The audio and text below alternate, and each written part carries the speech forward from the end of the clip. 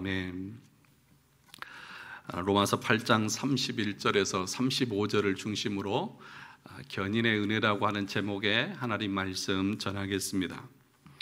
우리가 구원의 서정에 대해서 여러 번 말씀을 들었습니다.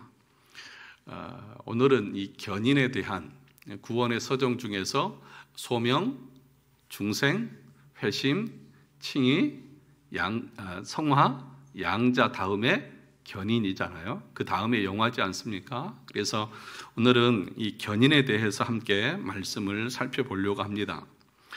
성화 다음이 견인이기 때문에 그래서 견인을 가리켜서 연속된 성화다 그렇게 부르기도 합니다. 또 견인을 다른 말로는 구원의 확신이라고도 말합니다. 왜 그렇게 부르냐 하면 견인은 구원의 확신을 통해서 이루어지기 때문인 것입니다.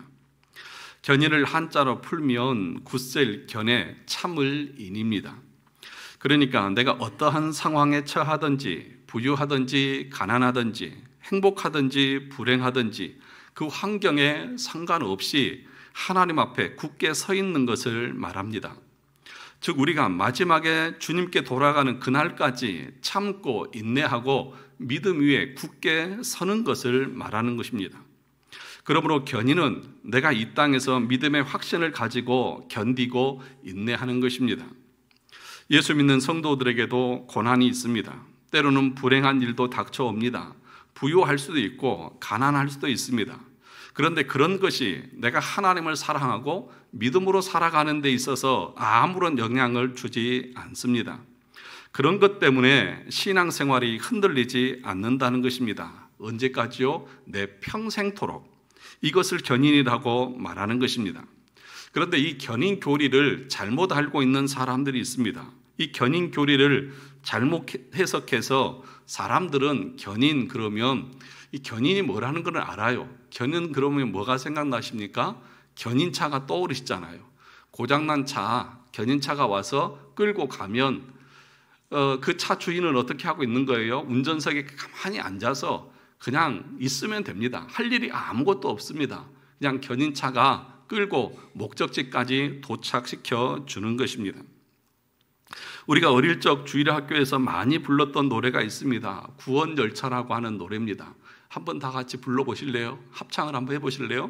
나는 구원열차 올라타고서 하늘나라 가지요. 차표 필요 없어요. 주님 선장 대신이 라고 하면서 빵빵 하면서 가는 것이 천국 열차의 그 노래 아니었습니까? 그런데 이 노래가 견인 교리를 아주 비기독교적인 교리로 만들어버리는 아주 잘못된 노래라는 사실들을 여러분 몰랐을 것입니다. 이 노래는 견인 교리를 완전히 비기독교적으로 만들어버렸습니다. 왜냐하면 일단 나는 구원 열차에 올라타면 할 일이 있어요? 없어요? 없어요. 그냥 가만히 앉아서 놀고 쉬면 돼요. 예를 들어서 기차를 타고 갈 때에 사람들이 기차 안에서 계란을 까먹고 사이다를 마시면서 지나가는 풍경을 구경하듯이 그렇게 신앙생활을 하는 것처럼 사람들에게 심어주고 있다는 것입니다. 이것이 바로 율법 폐기론적 견인인 것입니다. 우리가 구원받았으면 이제 할 일 없다는 거죠. 그냥 구원 열차에 올라탔으니까 천국은 따놓은 당상이니까 그냥 가만히 앉아서 먹고 마시고 쉬고 놀면 이 기차가 목적지까지 나를 인도해 줄 것이라고 하는 그런 잘못된 견인 교리를 말하고 있는 것입니다.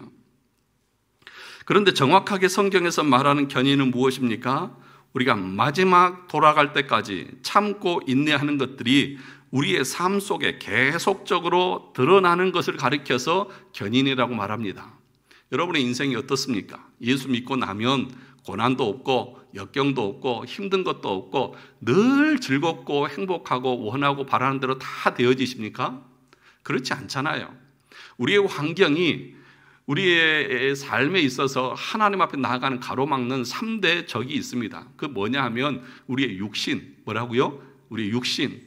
또 하나는 이 세상의 유혹, 또 하나는 마귀의 공격입니다. 이 세 가지가 우리가 하나님 앞에 나아가지 못하게 막는 3대 적입니다.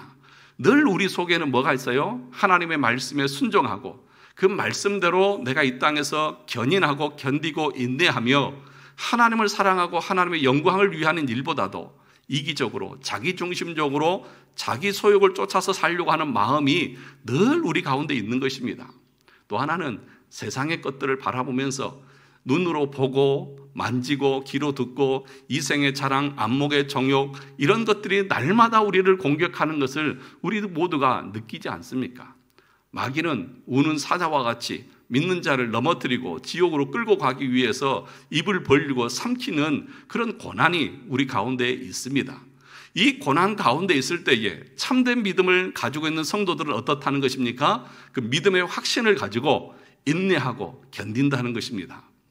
어떤 환경 속에서도 그 믿음이 흔들리지 않고 끝까지 주를 신뢰하며 나가는 그 상태를 가리켜서 견인이라고 말하는 것입니다. 그러니까 우리가 살아가는 이 삶은 날마다 신앙의 삶을 위해서 영적인 싸움이 치열하게 벌어지는 현장인 것입니다. 어느 정도까지요? 피 흘리기까지 싸우라고 했습니다. 그 치열한 싸움을 누가 하는 거예요? 하나님이 하시는 겁니까? 아니면 남이 싸워주는 것입니까? 아닙니다. 내가 직접 싸워야 하는 것입니다. 그런데 율법 폐기론에 빠져 있고 참된 신앙으로 거듭나지 않는 사람들은 이 땅에서 그런 싸움을 하지 않습니다. 하나님의 말씀에 대해서 배우려고도 하지 않고 즐거워하지도 않고 사모하지도 않습니다. 더 나아가서 자기 자신의 모습을 돌아보지도 않습니다.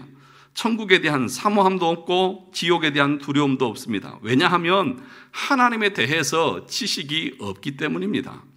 올바로 하나님의 존재에 대한 믿음이 그들 가운데 없기 때문입니다. 기독교 강요 1권 5장에서 칼빈은 하나님께서 우리에게 자신을 지식적으로 알려주시는데 그 목적을 두 가지로 설명했습니다. 첫째는 하나님을 경배하게 하기 위해서다. 하나님 자신을 예배하게 하기 위해서다. 두 번째는 미래에 대한 소망을 갖게 하기 위해서 우리에게 올바른 지식을 주신다고 말합니다. 다시 말하면 우리가 하나님의 존재에 대한 믿음을 가지고 지식적으로 하나님을 알게 되면 나타나는 두 가지가 있는데 그 첫째가 뭐냐? 하나님을 경배하게 된다는 것입니다. 하나님의 존재에 대해서 내 인간의 피조물의 어리석은 이성을 가지고 따지고 꼬치꼬치 캐물고 진짜 하나님이 존재하시냐 아냐 마냐 이런 것을 따지는 것이 아니라 그 하나님의 위엄과 영광 앞에 납작 엎드리는 것입니다.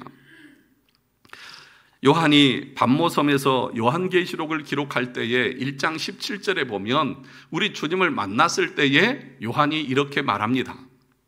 내가 볼 때에 그의 발 앞에 엎드려져 죽은 자 같이 되매 내가 볼 때에 그 발 앞에 엎드려져 죽은 자 같이 되매 그러니까 하나님의 존재에 대한 믿음이 그의 머리와 가슴 속에 찾아왔을 때 그가 그를 보았을 때에 그가 취한 태도가 뭐예요? 납작 엎드러져서 죽은 자와 같이 하나님을 경배하는 그런 모습으로 나타나는 것입니다. 그럼 왜 내가 그 하나님의 영광과 권위와 그 능력 앞에 납작 엎드리지 않고 하나님을 예배하지 않습니까? 아직 그분의 존재와 영광과 위엄과 능력에 대해서 내가 모르는 것입니다. 알지 못하는 거예요. 모르니까 그러는 거예요. 쉽게 말하면 하루 강아지가 범이 무서운 줄 알면 근처에 갈까요? 안 가겠죠. 그런데 여러분 보시면 강아지들이 범이 얼마나 무서운지 모르고 꼬리치면서 살랑거리면서 막 올라타고 막 물고 막 그러잖아요. 죽을 줄 모르고. 알면 그렇게 안 합니다. 그러니까 우리가 하나님의 존재에 대한 것을 알고 그래서 참된 믿음 가운데 있다고 하면 우리에게 나타나는 가장 첫 번째 특징이 뭐냐? 그 사람은 하나님을 예배하려고 합니다. 하나님을 예배하기를 기뻐합니다. 그것이 그 사람이 가지고 있는 참된 믿음에서 나오는 것입니다. 두 번째는 무엇입니까? 미래에 대한 소망을 갖게 하기 위해서라고 그랬습니다. 이 땅의 삶이 편안하지가 않아요. 예수 믿는다고 고난이 사라지지 않습니다. 오히려 예수 믿는 것 때문에 더 큰 시련과 역경이 찾아옵니다. 그런데도 끝까지 그 믿음을 버리지 않는 이유가 어디에 있습니까? 예수 그리스도 안에 참된 구원이 있고 십자가의 능력이 우리를 천국으로 인도한다고 하는 그 믿음이 있기 때문에 그런 것입니다. 이 고난, 이 역경, 이건 잠깐이야. 내가 당하는 이 고난은 장차 우리 주님이 주실 그 영광에 비하면 아무것도 아니야 라고 하는 그 믿음이 그 지식 가운데 있기 때문에 그 사람은 환란이 찾아오고 역경이 찾아온다고 해도 끝까지 어떻게 합니까? 그 믿음을 지키면서 인내하고 나가는 거예요. 그게 뭐라고요? 견인의 은혜라는 거예요. 그것을 우리가 알고 그 가운데 있고 믿음으로 살아가고 있느냐는 것이죠. 그런데 한국 교회는 어떻습니까? 율법 폐기론적 견인 교리가 보편적으로 자리 잡고 있습니다. 믿기만 하면 된다는 것입니다. 믿기만 하면 우리 모두는 천국에 간다는 거예요. 그런데 그것은 한편으로는 맞고 한편으로는 틀렸습니다. 그러니까 항상 성경은 양편에서 봐야 되는데 하나님의 관점에서 봐야 되고 또 하나는 우리 인간의 관점에서 봐야 됩니다. 이 두 가지 관점에서 봐야 돼요. 하나님의 관점에서 볼 때에 하나님은 우리를 예정하시고 선택하셨을 때 그 선택은 언제 하셨어요? 영원 전에요. 그러니까 영원 전이라고 하는 것은 시간 이전에 하나님께서 선택하셨어요. 그 선택은 절대로 변하지 않아요. 그래서 하나님이 우리를 선택하시고 예정하신 그 영혼들은 절대로 구원에서 탈락되지 않습니다. 그러면 하나님은 변하지 않고 신실하지 않기 때문에 그 약속하신 것은 지키는 것이 맞아요. 그러면 내가 하나님 앞에 예정되어 있는지 선택되어져 있는지 어떻게 합니까? 여러분 아세요? 영원 전에, 내가 태어나기도 전에, 시간이 창조되기 전에 하나님이 계획하신 것을 여러분 아세요? 어제 일도 모르면서? 내일 일도 모르면서? 그러면 어떻게 우리가 알 수 있습니까? 어떻게 우리가 알 수 있느냐고요. 그래서 인간 편에서 그걸 보셔야 돼요. 어떤 사람이 하나님의 예정된 사람들이냐? 끝까지 고난 가운데서도 그 하나님을 신뢰하면서 인내하고 견디면서 그 믿음 가운데 끝까지 나가는 그 나 자신의 모습을 보면서 하나님께서 나를 예정하셨구나라고 하는 것을 우리는 아는 거예요. 그런데 여러분, 오늘날 한국 교회는 어떻다고요? 그런 거 필요 없어. 내 믿음으로 신앙 싸움 할 것도 없어. 그냥 내가 편하게 앉아 있으면 나는 무조건 천국 가. 아니다. 잘못된 가르침이라는 것입니다. 이 교리는 교회에 다니는 모든 사람이나 교회의 모든 교인, 등록 교인은 자신의 믿음을 끝까지 유지할 것이 확실하다거나 공적으로 신앙을 고백한 사람은 누구나 영원히 안전하다거나 우리에게 참된 성도처럼 보이는 모든 사람은 결코 믿음에서 실족하지 아니할 것이다. 그런 뜻이 아닙니다. 그러니까 내가 교회를 다닌 사람들, 또 나 예수 믿습니다. 이렇게 말한 사람들, 이렇게 얘기하고 이렇게 교회 다니는 사람들은 어떻게 살아도 그 사람은 끝까지 구원을 얻을 것이다. 이런 가르침, 이런 교리가 아니라는 것을 말하고 있는 거예요. 하나님의 편에서는 그렇죠. 하나님은 신실하기 때문에. 그런데 우리 삶에서 그 견인이 있느냐는 것입니다. 그래서 견인을 가리켜서 계속된 성화라고 말씀을 드렸습니다. 성화가 무엇입니까? 자신을 죽이고 하나님을 영화롭게 하는 삶을 향해서 나가는 것입니다. 그런데 자신을 죽이는 피나는 싸움도 없고 하나님의 말씀에 순종하고자 하는 기쁜 마음도 없고 하나님을 예배하는 마음도 없다고 하면 그 사람이 어떻게 예정되고 선택된 하나님의 사람이라고 말할 수 있느냐? 그렇게 말하는 것입니다. 한번 예수 믿는다고 고백하면 천국을 보장하는 교리가 아닙니다. 견인은 끝까지 우리 자신이 견디고 인내하는 그 믿음을 통해서 내가 선택받은 백성이라고 하는 것을 그 열매로서 보이면서 나가는 것입니다. 여러분, 믿음은 선물이죠. 그렇지 않습니까? 믿음은 뭐예요? 선물이다. 하나님께서 내 어떤 행위와 상관없이 거저 주시는 하나님의 선물입니다. 성화도 하나님의 선물입니다. 견인도 하나님의 선물입니다. 그래서 우리의 모든 구원의 과정이 다 하나님의 선물입니다. 그런데 그 하나님께서 우리에게 은혜를 주실 때에 어떤 은혜를 주시느냐? 고난 가운데, 역경 가운데 인내할 수 있는 견인의 은혜까지 우리 가운데 주시는 거예요. 그러니까 여러분들이 인내하는 것 같지만, 여러분들이 견디는 것 같지만, 여러분들이 신실하게 믿음을 지키는 것 같지만 왜 지키고 왜 인내하고 있느냐? 그것은 하나님께서 성령을 통해서 우리 가운데 지속적으로 은혜를 주시기 때문에 내가 지금 이 자리에서 믿음을 지키고 살아가고 있는 거예요. 그 사실 여러분 기억하셔야 합니다. 내가 믿음이 좋아서 내가 견인되는 것이 아니라는 것입니다. 하나님께서 자신의 신실하심을 지키기 위해서 우리에게 은혜를 주셔서 그 믿음에서 내가 지금 떠나지 않고 있는 거예요. 그러면 견인은 다른 말로 하면 또 구원의 확신이라고 말할 수도 있는데, 견인한다고 하는 것은 그에게 구원의 확신이 있다는 것을 말하기도 하는 것입니다. 그러니까 확신이 있어야, 그렇죠, 견인할 수 있겠죠. 그러니까 여러분들이 견인되지 못하는 것은, 끝까지 인내하고 끝까지 믿음을 지키지 못하는 것은 뭐에 대한 확신이 없는 거예요? 믿음에 대한 확신이 없는 거죠. 확신과 믿음이 같은, 신뢰라고 하는 의미에서는 같은 말이지만 다릅니다. 순서가 다릅니다. 여러분, 믿음이 먼저입니까? 확신이 먼저입니까? 믿음이 있어야 신뢰를 하게 되겠죠.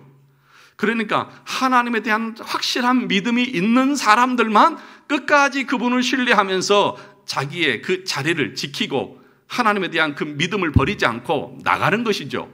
그러면 고난이 있고 역경이 있고 힘든 일이 있고 어려움이 있고 바쁘고 분주하고 그럴 때 하나님을 버리고 나가는 것은 뭐예요? 그분에 대한 신뢰가 없기 때문인 것입니다.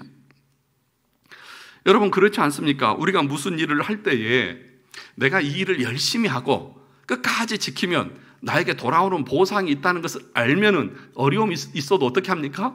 참잖아요. 그런데 이것을 하는데 마지막에 이것이 나에게 어떤 것이 주어질지에 대한 확신이 없어요. 그러면 그 일을 하다가 힘들고 어려우면 여러분 어떻게 하시겠어요? 중간에 포기하실 수 있잖아요. 아니 뭐 보장된 것도 없는데 이건 내가 한다고 해서 내가 돌아오는 것이 확실한 것도 아닌데 내가 굳이 왜 이거를 해야 되냐고요. 이렇게 힘들게. 그러니까 중간에 포기해버리겠죠. 그러나 분명한 확신이 있다고 하면 이것만 참으면, 이것만 견디면 나에게 더 많은 것이, 더 좋은 것이 있다는 것을 알면 그 사람 어떻게 할까요? 고난이 있어도 어려움이 있어도 끝까지 견뎌나가겠죠. 그러니 여러분, 우리가 믿음에서 이탈하고 떠나가고 잠깐 있다가 없어지는 그 이유는 내가 참된 믿음 가운데 거하지 않고 있다고 하는 것을 자기 스스로가 증명하고 드러내 보여주는 것입니다. 오늘 본문 말씀에서 보면 사도 바울은 이렇게 말합니다. 31절을 보시죠. 31절 다시 보겠습니다. 시작. 그런즉 이 일에 대하여 우리가 무슨 말 하리요? 만일 하나님이 우리를 위하시면 누가 우리를 대적하리요? 누가 우리를 정죄하고 누가 우리를 고발하고 누가 우리를 그리스도의 사랑에서 끊을 수 있느냐라고 말합니다. 다시 말하면 바울은 나는 어떤 고난과 고발과 정죄와 혼란 속에서도 내가 주님을 사랑하는 이 사랑을 끊을 수 없다. 끊어지지 않는다. 참된 믿음이란 이런 것입니다. 어떤 환경에서도 나는 주님을 부인하지 않습니다. 어떤 고난 속에서도 나는 주님을 떠나지 않습니다. 심지어 목숨의 위험이 있어도 나는 주님을 부인하지 않습니다. 이것이 견인의 은혜인 것입니다. 그런데 이 견인을 바울은 기쁨으로 감당하고 있는 것입니다. 신앙생활하는 것이 죽을 것 같아요. 다 포기해버리고 싶어요. 그런 상황 속에서도 참고 인내하면서 견뎌나가는 것입니다. 왜냐하면 그에게는 그리스도의 그 사랑에 대한 확신이 있기 때문에 그런 것입니다. 여러분에게 이런 확신이 있기를 주님의 이름으로 축원합니다. 그러면 견인을 알려면 먼저 확신에 대한 이론을 배워야 합니다. 그러니까 내가 가지고 있는 확신이 진짜냐 가짜냐, 그리고 성경에서는 어떻게 우리에게 확신을 주시느냐라고 하는 것을 알아야만 그 다음에 견인이 우리 가운데 어떻게 이루어지는지를 알 수 있을 것 아니겠습니까? 믿음이 먼저일까요? 확신이 먼저일까요? 믿음이 먼저라고 말씀을 드렸습니다. 믿음이 있어야 확신할 수 있다고 했습니다. 그러면 믿음은 어떤 것이 참된 믿음이냐? 우리가 하이델베르크 요리문답 21문에서 다 배웠습니다. 참된 믿음이란 무엇입니까? 라고 하는 질문에 이렇게 말합니다. 참된 믿음은 하나님께서 그의 말씀에서 우리에게 계시하신 모든 것이 진리라고 여기는 확실한 지식이며, 뭐라고요? 확실한 지식입니다. 성경에서 말씀하신 그 모든 하나님의 말씀이 진리라고 하는 그 확실한 지식. 다시 말하면 첫째는 우리가 믿음을 가지려면 그 성경에 대한, 교리에 대한 확실한 지식이 내 머리에 가득 차야 한다는 거예요. 우리는 지식적으로 알지 못해요. 그냥 덮어놓고 믿어요. 삼위일체가 뭔지, 섭리가 뭔지, 예정이 뭔지, 선택이 뭔지, 회심이 뭔지, 견인이 뭔지, 양자가 뭔지, 성화가 뭔지, 영화가 뭔지, 우리는 그런 단어들이나 그런 성경의 가르침에 대해서 전혀 몰라요. 그걸 배우려고도 하지 않아요. 그러면서 믿는데요. 그 믿음은 가짜라고요. 그러면서 이렇게 말합니다. 동시에 성령께서 복음으로서 내 마음속에 일으키신 굳은 신뢰입니다. 그러니까 하나님께서 우리 가운데 성경을 말씀합니다. 진리를 가르쳐 줍니다. 누구를 통해서요? 목사를 통해서 진리가 선포되게 합니다. 그 진리가 여러분의 머릿속에 가득 찹니다. 그래서 성령께서는 진리의 영이시기 때문에 선포되는 그 말씀이 내 안에서 복음이 믿어지게 해서 확신을 갖게 하는 거예요. 이게 맞구나. 확신을 갖게 하는 거예요. 이게 참된 믿음이라는 거예요. 그래서 믿음에는 두 가지가 있어야 돼요. 뭐예요? 지식이 있어야 돼요. 그러니까 내가 믿는 근거가 있어야 되잖아요. 덮어놓고 믿는 것이 믿는 것입니까? 모르고 내가 믿습니다 하는 것이 참된 믿음인가요? 아니죠. 알아야 돼요. 아는 것을 성령께서 내 안에서 확실하게 믿게 해주시는 거예요. 그래서 그 믿음이 굳은 신뢰라고 말하는 거예요. 이 신뢰. 그러니까 지식을 가지고 성령께서 확신을 주시는 것, 이것이 가르쳐서 참된 믿음이라고 말하는 것입니다. 다시 말하면 여러분의 믿음이 참되려고 하면 성경에 대해서 알아야 됩니다. 성경에 대해서 알려면 뭘 알아야 되느냐? 성경의 요약, 성경을 총괄한 것이 뭐라고 말했습니까? 웨스트민스터 신앙 고백서와 대소열의 문답은 신구약 성경을 총괄한 것으로 알고 믿고 따르겠습니까? 라고 여러분들이 임직할 때 다 서약했잖아요. 그걸 말하는 거예요. 그것을 여러분들이 다 알고 지식적으로 알고 그것에 대해서 믿음을 고백할 수 있어야 한다는 것입니다.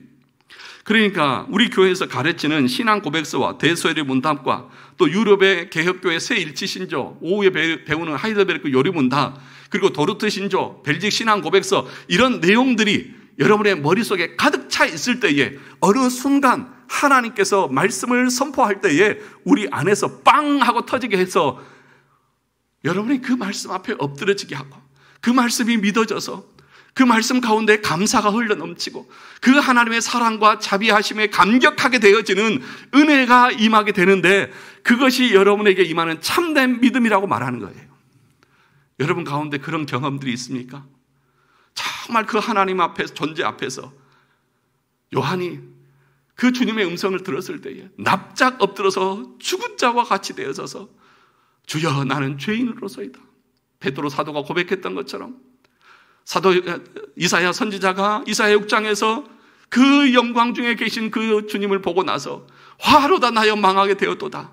이 하나님의 존재에 대한 실존에 대한 그 하나님에 대한 알미 여러분의 머릿속과 심령 속에 분명하게 자리 잡고 있느냐는 거죠. 이것이 참된 믿음이라는 거예요. 그 믿음이 있는 사람들은, 그 확신이 있는 사람들은 어떤 고난과 역경 가운데서도 끝까지 그 믿음의 자리를 이탈하지 않습니다. 끝까지 그 하나님의 십자가를 붙들고 믿음으로 인내하면서 살아갑니다. 그것이 내 어떤 힘이나 능력이나 의지가 아니라 하나님께서 그렇게 견딜 수 있는 힘과 은혜를 말씀을 통해서, 교회 공동체를 통해서 공급해 주시는 것입니다. 그래서 칼빈은 그냥 덮어놓고 믿습니다 라고 하는 이 말에 대해서 뭐라고 표현했냐 하면, 이것은 경건한 무지다. 경건한 무지. 그러니까 경건해요. 다시 말하면 신앙적인 외적인 행위는 많이 해요. 예배도 나오고 전도도 하고 헌금도 하고 열심히 봉사도 해요. 그런데 머릿속에 성경에 대한 교리적인 신앙 고백서와 같은 그런 내용들은 지식적으로 하나도 든 것이 없어요. 그런데 열심히 한대요. 그걸 가리켜서 칼빈은 경건한 무지다. 그런데 그 경건한 무지는 참된 신앙이 아니라 가짜다, 그렇게 얘기를 했습니다. 여러분, 사이비 이단도요 열심히 예배드려요. 신천지 얼마나 열심히 열광적으로, 또 이단들은요 우리보다도 더 열정적으로 자기들이 믿는 신을 예배해요. 얼마나 열심히 전도하러 다니는지 몰라요. 여러분들은 평상시에 전도하러 안 다니시잖아요. 제가 가끔씩 뒤에서 이렇게 길거리 보면 두 사람씩 짝지어져 가지고요 막 집에 초인종 누르면서 막 전도하러 다녀요. 그분들은 심지어는 자기 전 재산을 자기가 섬기는 교회에다 다 바치기도 해요. 심지어는 가족을 떠나서 그 집단에 들어가서 봉사하기도 해요. 그것이 그 사람들의 참된 믿음입니까? 그렇게 하면 그 사람들이 구원을 받는 것입니까? 아니잖아요. 그럼 무엇이 다르냐? 여러분들이 하나님을 섬기는 것과 그들이 하나님을 섬기는 것이 무엇이 다릅니까? 그들은 이만희가 교주라고 하는 그 가르침, 그 지식으로 섬기는 것이고, 여러분들은 예수 그리스도가 우리의 구세주라고 하는 그 교리적인 지식만 다를 뿐이에요. 그러니까 여러분들의 신앙이 참되려고 하면 지식적으로 공부를 하시라고 하는 얘기예요. 그러니까 오후에 남아서 하이델베르크 공부하셔야 돼요. 수요일 날도 오셔서 기독교 강의로 공부하세요. 계속해서 이 교리적인 지식들이 여러분의 머릿속에 차고 여러분의 가슴에 가득 차게 되어질 때에 여러분의 삶이 변하는 거예요. 지식이 없으니까 삶이 안 변하는 거예요. 여러분, 우리의 양심이 왜 선하지 못한 줄 아십니까? 바울은 말했잖아요. 선한 양심을 가지라. 왜 양심이 선하지 못하고 기독교인이 범죄하고 타락하느냐? 이 양심의 그릇에 참된 지식이 없으니까 그러는 거예요. 참된 지식이 없으니까 자기의 본성에 따라서 사는 거예요. 그래서 칼빈이 뭐라고 말했습니까? 하나님을 아는 자들은 하나님을 경배하는데 그 하나님을 예배하지 않는 인간은 짐승만 더 못하다고 그랬어요. 죄송합니다. 믿지 않는 사람들 들으면 뭐라고 그럴 텐데 왜 그러는지를 알아야 돼요. 하나님이 우리를 창조하신 목적이 뭐예요? 하나님을 예배하도록. 그게 창조 질서예요. 짐승들은 창조 질서대로 살아가요. 피조물들은 그냥 일반적인 피조물들은 다 그냥 하나님의 창조 질서를 거역하지 않고 살아가요. 물이 아래에서 위로 올라갑니까? 위에서 내려옵니까? 위에서 그냥 자연스럽게 흘러내리듯이 살아가요. 그런데 우리 인간만 하나님을 예배해야 되는데 예배하지 않고 거역하는 거예요. 그러니까 짐승만 또 못하다고 그러는 거예요. 그래서 우리 인간이 존엄하고 존귀할 수 있는 것은 하나님을 예배하는 자로 살아갈 때뿐인 거예요. 그런 지식이 있다고 하면 우리가 하나님을 예배하지 않을 수 있겠습니까? 바울은 이렇게 말합니다. 고린도전서 13장, 우리가 정말 좋아하는 사랑장이잖아요. 13장 1절에서 3절에서 이렇게 말합니다. 내가 사람의 방언과 천사의 말을 할지라도 사랑이 없으면 소리나는 구리와 울리는 꽹과리가 되고, 내가 예언하는 능력이 있어 모든 비밀과 모든 지식을 알고 또 산을 옮길 만한 모든 믿음이 있을지라도 사랑이 없으면 내가 아무것도 아니요 내가 내게 있는 모든 것으로 구제하고 또 내 몸을 불사르게 내줄지라도 사랑이 없으면 내게 아무 유익이 없느니라. 이 말씀을 들을 때 여러분 당황스럽지 않습니까? 내가 산을 옮길 만한 믿음이 있대요. 내 몸을 불사르는데 내준대요. 내 재산을 다 구제하는 데 쓴대요. 그런데도 사랑이 없으면 아무 유익이 없다. 이 말씀이 무슨 의미인 줄 아십니까? 여러분들이 참된 믿음이 없이 그렇게 열심 내고 애쓰고 수고한 그 모든 것은 아무 의미 없는 것이라는 거예요. 그것이 여러분들의 구원을 보장하지 못한다는 것이에요. 그러면 사랑이 왜 없습니까? 왜 사랑으로 행하지 않습니까? 질문을 하면 대답을 하는 법이 없어요. 우리 성도들은. 왜 사랑이 없는 거예요? 그 열심이 있고 그 애씀이 있는데 왜 사랑이 없는 거예요? 그들에게 참된 믿음이 없기 때문인 것입니다. 참된 믿음이 없이 아무리 내 몸을 불사르게 내어주고 자기의 모든 재산을 다 드리고 산을 옮길 만한 믿음이 있다고 아무리 해도 그것이 그 사람의 구원을 보장하지 못한다는 거예요. 그러면 여러분, 우리가 언제 하나님을 사랑하고 이웃을 사랑할 수 있습니까? 참된 믿음으로 거듭났을 때요. 여러분, 하이델베르크 요리문답 우리가 다 공부했잖아요. 뭐라고 말했냐 하면 하이델베르크 요리문답 5문과 8문에 보면 우리는 본성적으로 하나님과 이웃을 사랑할 수가 없습니다. 그러면 어떻게 하면 사랑할 수 있습니까? 우리가 다시 거듭나야만 사랑할 수 있습니다. 그러니까 지금 고린도전서 13장에 있는 말씀, 너희가 아무리 열심을 내도 그 열심이 너희를 구원하지 못한다. 무엇이 너희들을 구원하느냐? 참된 믿음만이 너희들을 구원한다. 근데 그 참된 믿음은 어떤 믿음이냐? 견인하는 믿음. 끝까지 그 믿음을 지켜나가는 거예요. 이 견인의 교리를 모르면 단순히 이 고린도전서 13장의 말을 우리 어떻게 생각할까요? 야, 그냥 사랑만 있으면 된다. 근데 여러분 사랑 되시나요? 여러분 옆에 있는 분들 사랑하게 되십니까? 밉잖아요, 더. 아유, 저 인간은 말하는 것도 그렇고 먹는 거, 음식 먹는데도 쩝쩝거리고, 아유, 꼴보기 싫어. 옷은 왜 이렇게 입고, 머리를 왜 이렇게 저렇게 하고 왔고, 왜요? 표정은 왜 저렇고, 걸음걸이는 왜 저렇고. 그것이 우리 인간의 마음이잖아요. 근데 정말 그리스도 안에서 참된 믿음으로 하나님의 사랑에 감격한 사람들은 다 이뻐 보이는 거예요. 젊고 걸어가는 것도 이뻐 보이고, 늙어서 쭈글쭈글해도 이뻐 보이고, 머리가 산발이어도 귀여워 보이고. 제가 그렇잖아요. 저희 집에서 뭘 해도 이뻐요. 제 얼굴에다 대고 뭘 끼워도 이뻐요. 별의별 걸 다 해도 이뻐요. 그냥. 사랑하는 성도 여러분, 여러분의 믿음이 참된 믿음인지 아닌지를 점검해라. 내가 정말 참된 믿음인지 아닌지를 날마다 점검해라. 바울이 그러잖아요. 두렵고 떨림으로 너희 구원을 이루어 가라. 내 믿음에 대한 확신이 없이 그냥 불안한 가운데 살라는 얘기가 아니라, 저 믿지 않는 자들을 향해서 하나님이 심판하시는 것을 보니까 마지막에 심판이 있구나. 그러니 내가 이 땅에서 하나님을 끝까지 붙들고 믿음으로 살아야 되겠구나 라고 하는 것을 가지고 하나님 앞에서 살아가라고 하는 말인 거예요.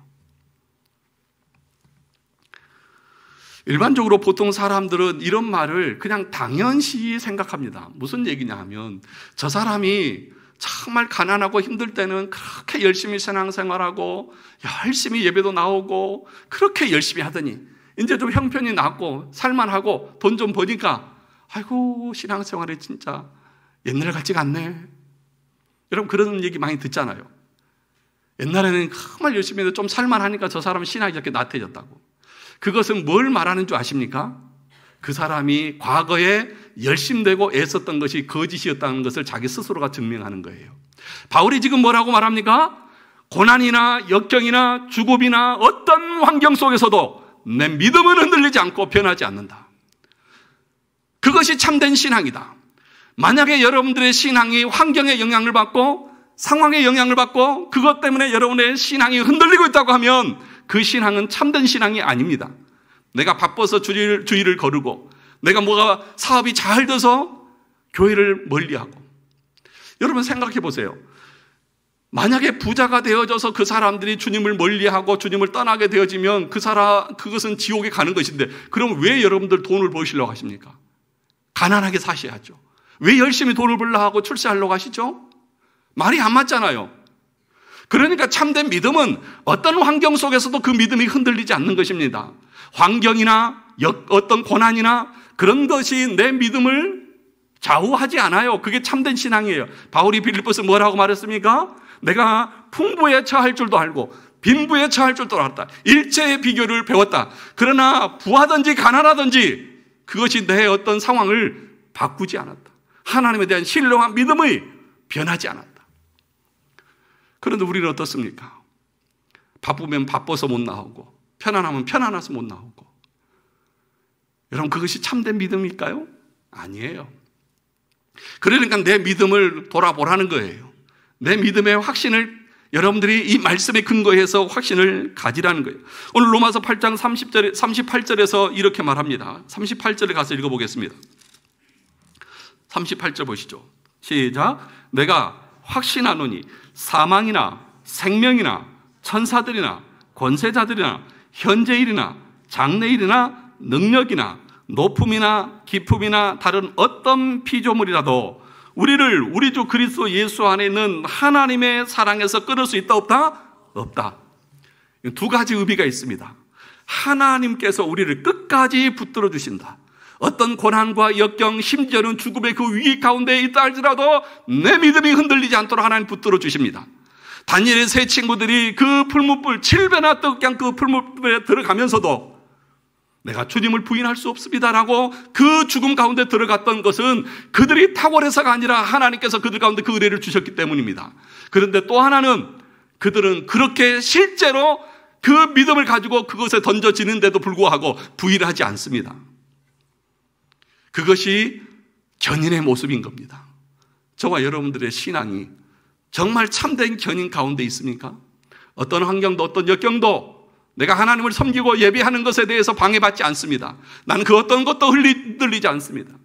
만약에 제가 한번 상상을 해봤어요. 여러분이 로또에 당첨이 되면 교회 안 나올 사람 많습니다. 야, 돈이 한 50억 이렇게 여러분 딱 로또가 당첨되면 이제 좋은 차 하나 끌고 좋은 집 하나 사서 이제 세계 여행도 다니고 여유롭게 살자. 그럴 사람들 부지기수입니다. 그러다가 다 지옥 가는 거죠. 우리의 믿음은 뭐예요? 내가 돈이 100억 있든지 내 통장에 1000만 원 있든지 그것과 상관없이 나는 우리 주님을 섬깁니다. 이것이 참된 견인 가운데 있는 성도의 모습인 거죠. 이 땅에 돈 좀 조금 있다고 신앙생활 게을리하고 나태하고 하고 내가 좀 뭔가 됐다고 그렇게 해서 여러분들의 믿음과 신앙이 흔들린다고 하면 여러분은 참된 신앙 가운데 있는 사람들이 아닙니다. 무서운 말입니다. 저도 두려운 마음으로 합니다. 아무리 열심을 내고 열정을 내고 고린도서 13장에 있는 말씀처럼 내 몸을 불사르게 내어준다 할지라도 여러분이 그리스도에 대해서 참되게 올바른 지식 가운데 있지 않다고 하면 여러분들의 열심은 오히려 하나님을 대적하고 여러분의 머리에 여러분의 죄악을 쌓는 것이 될 것입니다. 그러므로 여러분 참되게 믿음 가운데 견인하기를 원하시면 하나님의 말씀을 교회에 와서 목사를 통해서 배우십시오. 공부를 하십시오. 그렇지 않으면 여러분의 믿음은 가짜입니다. 저와 여러분들이 참된 신앙 가운데서 하나님의 주시는 그 은혜로 말미암아 끝까지 견인하는 은혜 가운데서 구원의 은혜를 누리는 우리 모든 성도들이 되시기를 주님의 이름으로 축원합니다.